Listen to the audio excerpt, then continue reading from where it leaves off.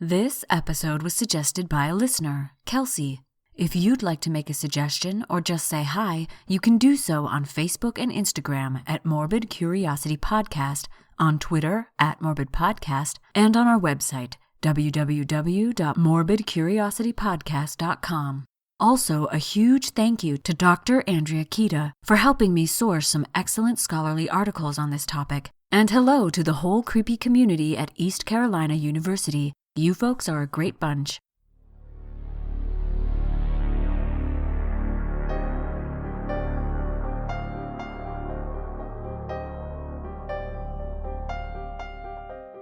Humans are fascinated by gore and violence, but even more so the mysterious and unsolved. Interest in these disturbing and unpleasant subjects is called morbid curiosity, and it has gripped hundreds of people throughout the ages. I am one of those people. My name is Hallie, and this is the Morbid Curiosity Podcast.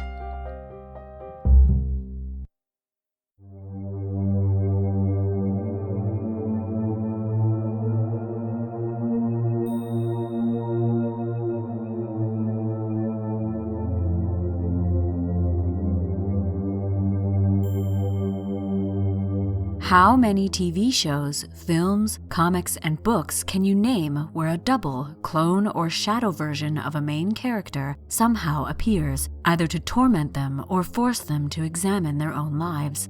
This motif is so prevalent in modern storytelling that we've come to accept it as a trope or literary device. These doubles are called evil twins, clones, alter egos, and most often in the fantasy genre, doppelgangers. Doppelganger is also used today to describe someone who looks just like you. There are many websites dedicated to finding people who look almost identical but are not related. The word is also used to describe fantasy or sci-fi creatures that can shift form to look like anyone. The first example that comes to mind at the moment is the Doppler in the new Witcher television series. However, there are many examples in the Witcher franchise, as well as other games, films, TV shows, books, and comics.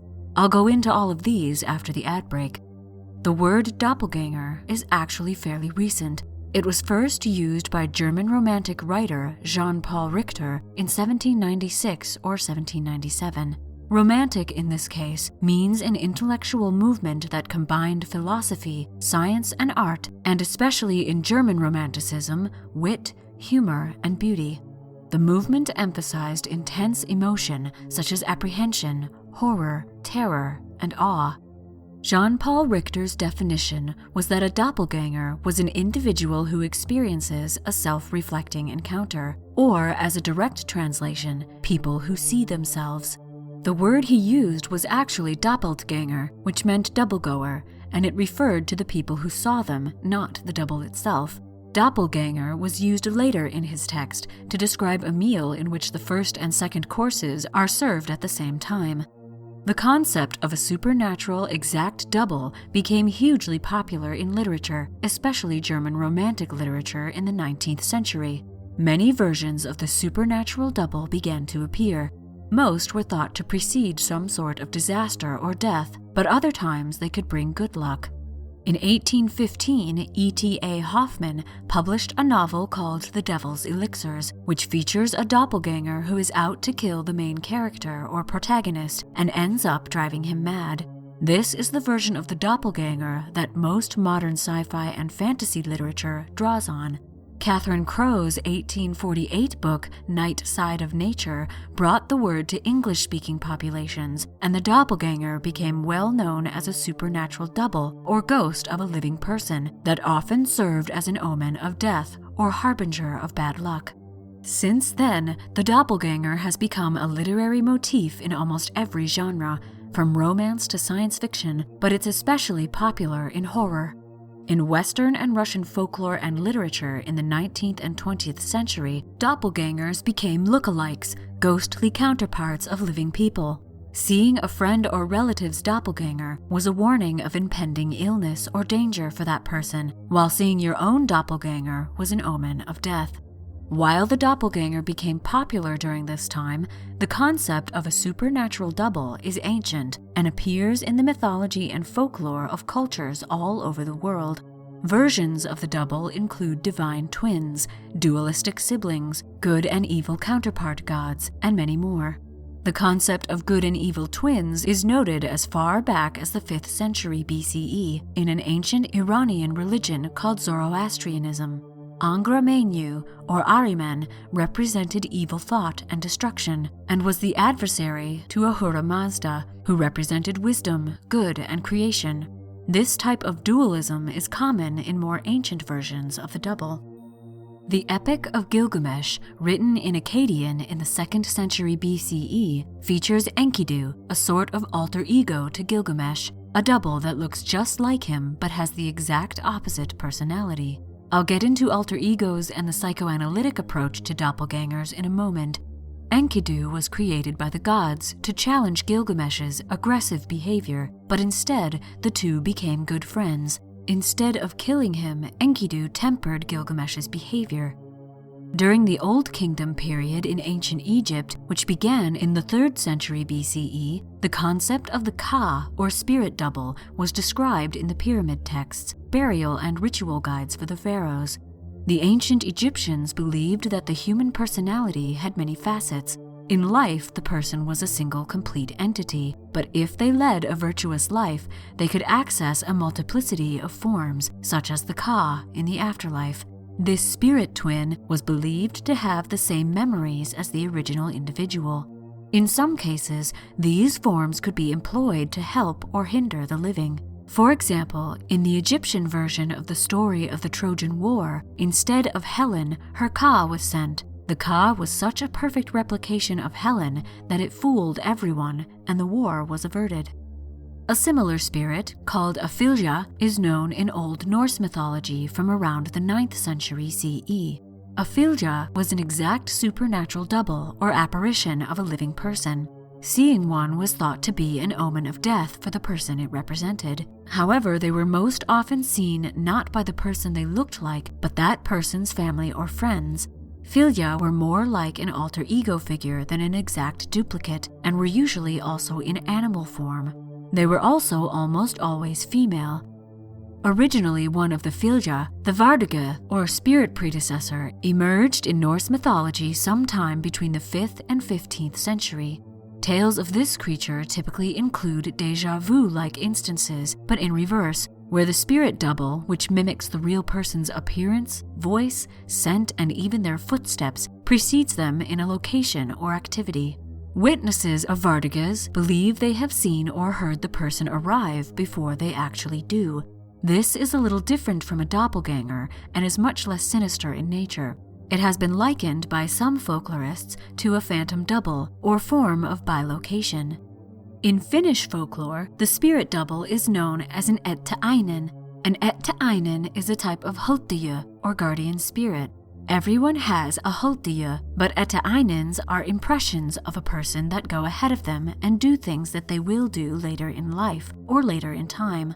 Stories usually involve someone waiting at home, hearing a door open or seeing a shadow pass a window, and thinking that their loved one has arrived, but then they find that no one is there. This experience can also come with a feeling of foreboding, but not always. Today, Ettäinen means a random premonition in Finnish. The closest mythological creature to a doppelganger is the fetch from Irish mythology. Fetches were noted just before the doppelganger made its appearance in German Romantic literature. In 1781, Francis Grose, an English lexicographer or dictionary writer, used the term fetch in his provincial glossary, saying it meant an apparition of a living person. It was associated with northern England and Ireland. The term fetch possibly derives from the compound word fetchlife, which refers to a psychopomp or guide for the souls of the dead to the afterlife. The term may also have sprung from an even earlier Irish term, foy, which meant seer. This tracks well, as seers in mythology and folklore often deal in prophecy and omens. Like the earliest form of the doppelganger, seeing a fetch wasn't always bad. In some tales, seeing a fetch in the morning was good luck, while seeing them after dark was a bad omen.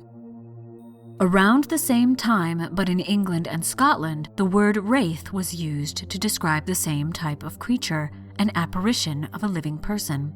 There were many other names for it as well, such as Swarth, Task, Phi, and Illidrith.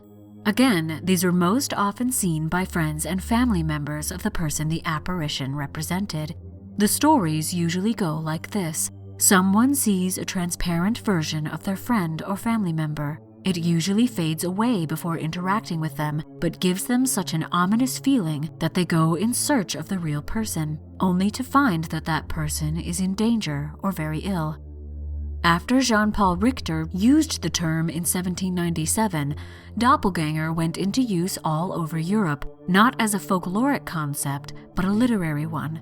Doppelgangers were used as representations of a divided mind, a self that was separated between worlds, such as nature and society. It represented subconscious feelings and desires that humans sometimes struggle with, especially if those desires are outside social norms.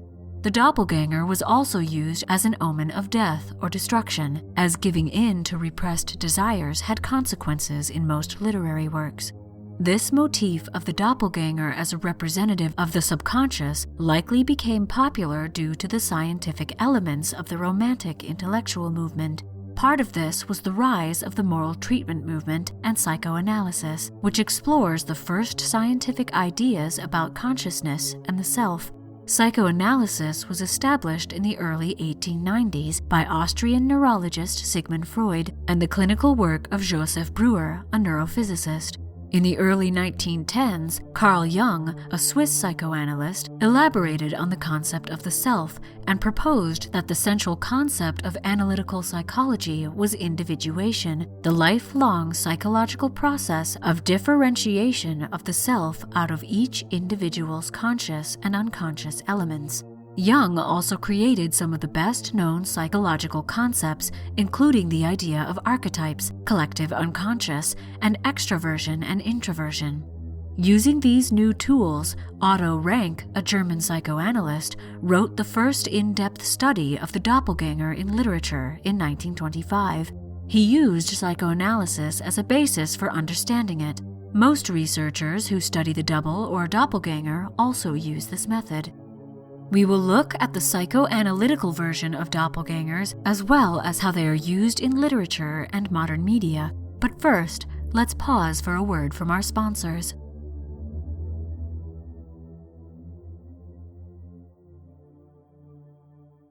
Our regular sponsor is Audible.com. Audible can provide you with interesting and engaging audiobooks. In fact, there are over 180,000 of them to choose from, which you can listen to on your iPhone, Android, Kindle, or other MP3 players. MCP listeners can get a free audiobook download and a 30-day free trial of Audible.com by going to www.audibletrial.com/MCP. You can also find this link on our Facebook page and website. If you sign up for the free trial, you get a free audiobook that is yours to keep, even if you cancel the service as soon as you finish downloading it. And the MCP gets the funding it needs to keep bringing morbid history to your ears. So go get your free audiobook on us. Lastly, if you like this podcast, why not sponsor the MCP yourself by becoming a patron on Patreon? Over 30,000 people download this podcast every month, but only around 90 people are supporting us on Patreon. For a mere $1 an episode, that's $2 a month, you can get ad-free episodes, bonus behind-the-scenes info, give your opinion by answering polls, help choose episodes, and get updates on past episodes. For $3 an episode, you get monthly outtake reels. For $5, you get a monthly quiz episode where I quiz my husband on past episodes. For $10, you get a detailed bibliography of all the resources I used while researching each topic. And for $20, you get a bit of miscellaneous morbidity, a short essay on a random morbid topic every month. Previously, we've reviewed horror video games, discussed the medicine of Westeros, and the plague pits of London. All of these rewards aside, your patronage supports the podcast and keeps new episodes coming. I can't keep doing this podcast without you, so go to bit.ly/morbidpatron, that's bit.ly/morbidpatron, to choose your rewards and support the MCP. You'll have my eternal gratitude. And now, back to the podcast.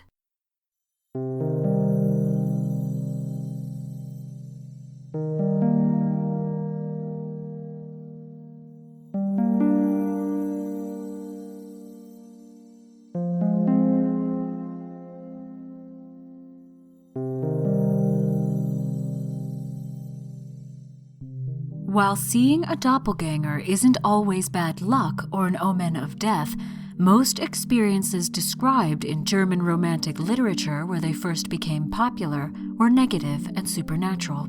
Aside from the emphasis on intense emotions, the Romantic movement also focused on the conscious and unconscious mind. Consciousness was a new concept at the time, and the role of the unconscious mind and its operations in life and art were becoming widely recognized. A subset of Romantic writers and artists were fascinated with the struggle between conscious and unconscious. Known as the Dark Romantics, these writers and artists explored the mind's so-called night side and asked questions about their own self-gained significance. In many literary works from this subgenre, a character's preoccupation with the self triggered an identity crisis of the individual, which often led to a separation of the self. According to Claudia Schwab in her 2019 book, Craving Supernatural Creatures, the concept of the two souls, or the human struggle between good and evil, quickly became manifested in the figure of the doppelganger. It became a visual and literary expression of the separated self, its disruption and desperation, and this was a central theme in German Romantic literature. Doppelgangers were depicted as shadows, mirror images, statues, dolls, and golems, which acted on the darkest thoughts of those they doubled. In most cases, the doppelganger remained ominous, threatening, and negative. In literature written at this time, when characters encountered their doppelgangers, in whatever form they took, the story often culminated in self-destruction, either mentally or physically, and sometimes both. The protagonist's repressed feelings, unfulfilled desires, and secret fears were often personified in the doppelganger, making it a sort of alter ego, fear spirit, or expression of internal desires. The alter ego version usually involves a doppelganger that looks exactly like the protagonist, but acts in the exact opposite way. In the literature, the doppelganger usually tries to disrupt the life of the protagonist, doing things to or with their family and friends that get them into trouble. The fear spirit version is usually a shadow or ghostly version of the protagonist, who manifests as a dark double that personifies those fears. Sometimes the appearance of the dark double removes the fear from the protagonist and must be killed for the protagonist to get over that fear. The last version of the doppelganger is the manifestation of repressed desires. This one is most often used in more modern media. The double does and is all the things the protagonist has tried to suppress in themselves, such as engaging in sexual encounters or violent acts. The doppelganger becomes both what the protagonist secretly desires to be and the corrupted version of themselves that those desires might cause in the protagonist. Otto Rank wrote the first analysis of the use of the doppelganger motif in literature and folklore in 1925. He noted that in many cultures, the doppelganger seems to signify both a defense against death and a harbinger of death. He suggests that in folklore, the reason that the protagonist will die if its doppelganger appears has to do with the idea of an eternal soul that can separate from a body that is doomed to die. In this way, the soul is saved, but the body dies. Rank was also the first to suggest that the doppelganger in contemporary literature represents a desire to avoid responsibility for one's darker wishes or acts. The self becomes divided over these desires, which brings questions of ownership and reality. The doppelganger then acts out those desires, while also negating the protagonist's desire to repress them. Sigmund Freud built on Rank's work, stating that the doppelganger was an example of the uncanny, which he defines as everything that was intended to remain secret and has come into the open. He also suggested that the uncanniness came from two beings sharing one mind, co-owning knowledge, emotion, and experience. This makes the protagonist unsure if they or the doppelganger is the true person, the true self. Freud also stated that at first, the double is a representation of the belief in the immortal soul, which denies the power of death. It was initially a positive coping mechanism for dealing with the fear of mortality, and the double served as preservation against extinction. But later, when the childlike mind is superseded, it becomes a harbinger of death because it means the death of the physical body, which, with the advances in science at the time, could mean the death of consciousness and the self as well. In summary, according to Rank and most psychoanalytic researchers of literature, doppelgangers often represent that which is innate in a person, but has been concealed. Plots which involve the doppelganger usually end in the murder of the doppelganger, but sometimes the protagonist dies instead. There is usually some amount of mental trauma along the way. This is not the only opinion on doppelgangers, however. The idea that doppelgangers can represent positive self-struggle still exists. Some literary works encourage sympathy for the doppelganger instead of the protagonist. They are painted not as monsters, but as products of our own monstrosity. They have also been utilized in stories in which barriers between humans are broken down, showing that having certain feelings or other differences does not equal monstrosity. Carl Jung saw the self as, quote, complexio oppositorum, unquote, where good and evil are simply complementary opposites, each a necessary condition for the existence of the other. He defines the double or doppelganger as neither good nor bad, but as, quote, a replica of one's own unknown fate, unquote. The doppelganger only acquires a demonic aspect because that side of the personality is repressed.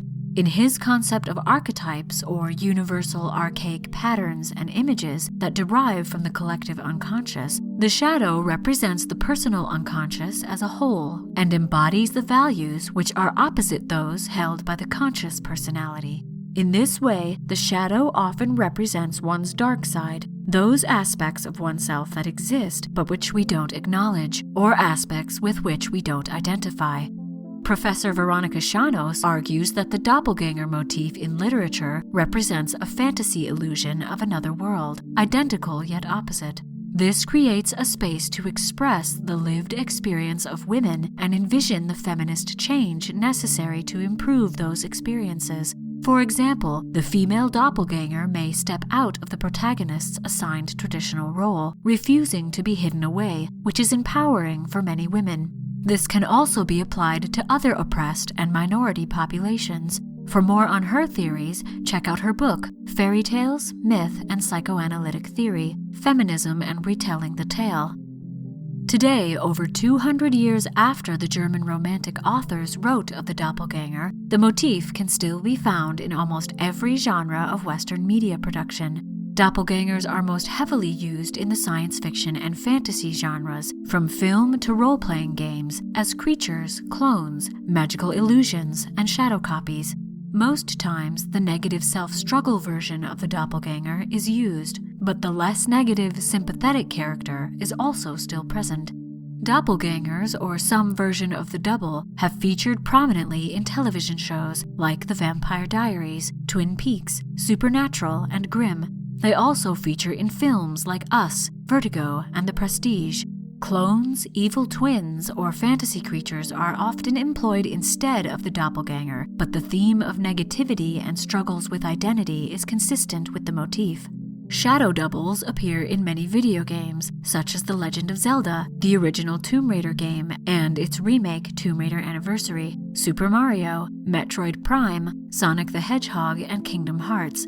The dark doubles are usually referred to as dark or anti, for example, Dark Link in Legend of Zelda and Anti-Sora in Kingdom Hearts.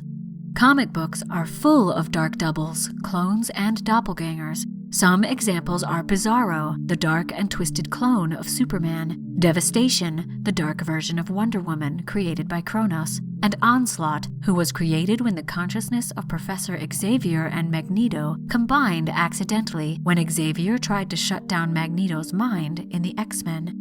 Doppelgangers frequently appear in fantasy books and tabletop RPGs or role-playing games as distinct creatures that can mimic any person exactly, including their voice and sometimes their memories. In the Witcher series, doppelgangers are gentle creatures that use their shape-shifting abilities as camouflage so that they can live peacefully amongst humans instead of being hunted by them. However, this power is sometimes misused, as represented in the Witcher television series. In Dungeons & Dragons, doppelgangers are described as devious shapeshifters that take on the appearance of other humanoids and lure victims to their doom with misdirection and disguise in order to steal their identities. However, they are also playable characters, giving the player a chance to fight back against the human stereotype that doppelgangers are all malicious and greedy killers. While there are many forms of fictional doppelgangers, they originate in folklore, and therefore there are several accounts of real people seeing their doppelgangers. Some of these people are famous, while others are ordinary people who had extraordinary experiences.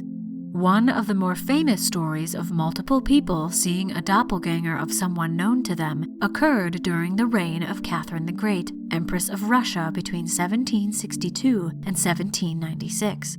The story goes that several of her servants reported seeing the Empress seated on her throne one evening when Catherine herself was actually in bed. When they woke her to tell her about the impostor, she went to see for herself and ordered her servants to shoot the double. There's no mention of what happened when they fired on the double, but Catherine died of a stroke several weeks later. Writer and poet Johann Wolfgang von Goethe wrote in his autobiography that he encountered his doppelganger during his life between 1749 and 1832.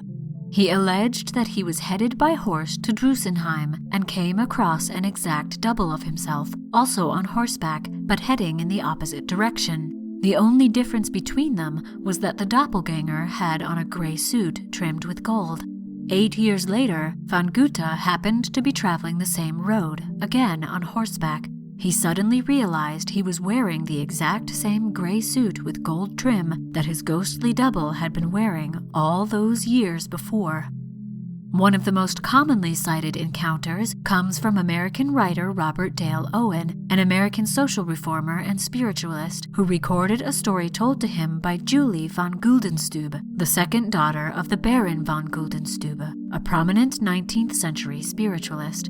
The spiritualist movement was a religious movement based on the belief that the spirits of the dead exist, contacting them is possible, and that the spirits are more advanced than humans, so take that into consideration when listening to this story.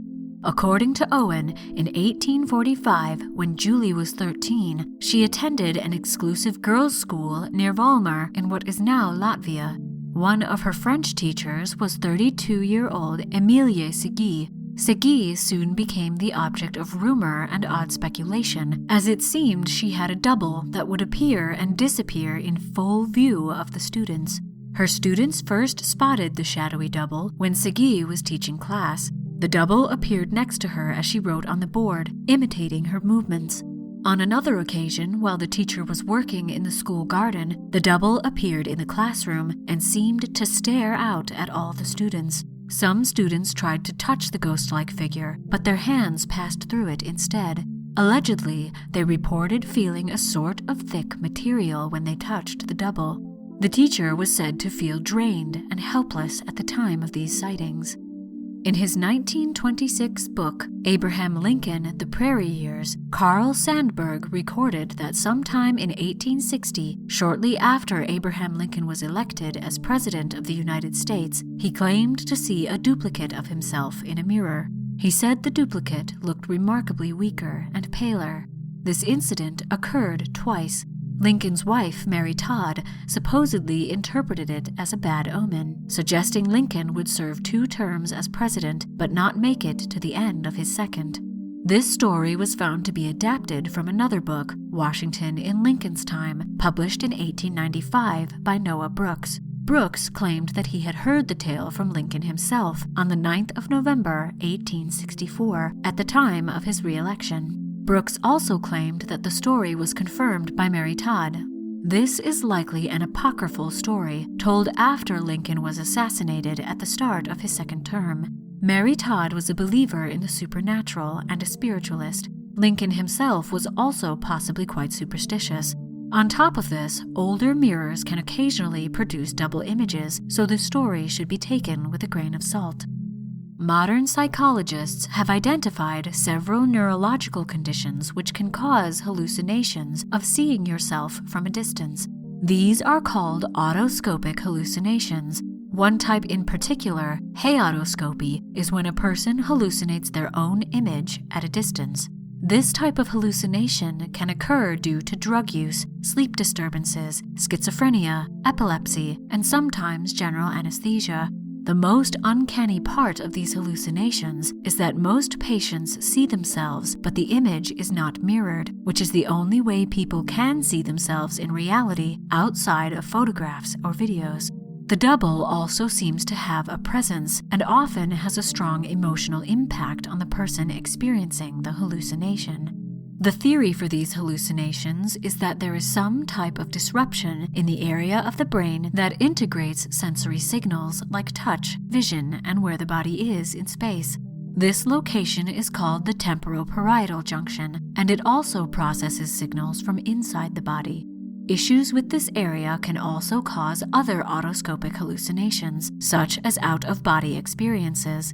Several experiments have been done in which neurologist Olaf Blank was able to induce out-of-body experiences in volunteers. Psychologists believe this phenomenon may account for some of the many recorded doppelganger experiences, but it does not account for those doppelgangers that were seen by multiple witnesses.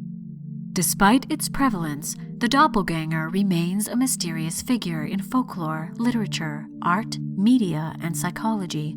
Is it a creature? Is it part of us that manifests in spirit form? Is it a death omen or an allegory for self-struggle? The fact that we still haven't quite been able to pin down the often ominous doppelganger is why it brings out the curiosity in us.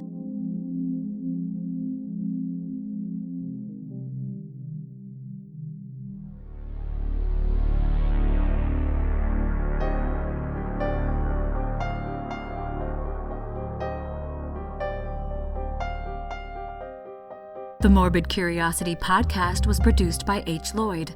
If you'd like to get in touch or suggest a morbid topic for me to talk about, you can tweet the show @Morbid Podcast or find us on Facebook and Instagram @Morbid Curiosity Podcast. If you like the show, please share us on social media. And please give us a rating on iTunes. Your shares and ratings help us reach new listeners and expand this wonderfully creepy community. Thank you to everyone who commented, suggested topics, shared MCP posts, liked or followed the MCP on Facebook, Twitter, and Instagram, and gave us ratings on iTunes. People like Jim, Phyllis, Dawn, Wes, Jen, Oski Joe, Amanda, Shannon R., Founding Father 9000, Utah Fan, Tiznif, Ivy Biatch, and Squidlava. Claire, Alyssa, Adam, Carolina, Stumpy Sean, Ben, Jennifer, and Jessica all have my eternal gratitude for becoming patrons. Thank you so much. Because of you, the listeners, our creepy community is growing, especially on Facebook, so head over there to engage with other listeners, discuss episodes and news articles, and share your own creepy stories and cute pet pictures. The MCP is part of a wider creepy community known as the Belfry Podcast Network. Check out the other shows on the Belfry Network at www.thebelfry.rip. As I said before, if you really like the MCP, please consider becoming a patron on Patreon. You can also give one-time donations by going to our website, www.morbidcuriositypodcast.com, and clicking the donate button. On our website, you can also find links to all our social media and sponsors, and other ways to contact us. If you'd rather contact us by mail, this address is also listed on the website. Another way to help the show is by going to our Amazon wish list at bit.ly/morbidwishlist. Any purchases from this list are greatly appreciated. We are eternally grateful for your support. My name is Hallie, and until next time, thanks for listening.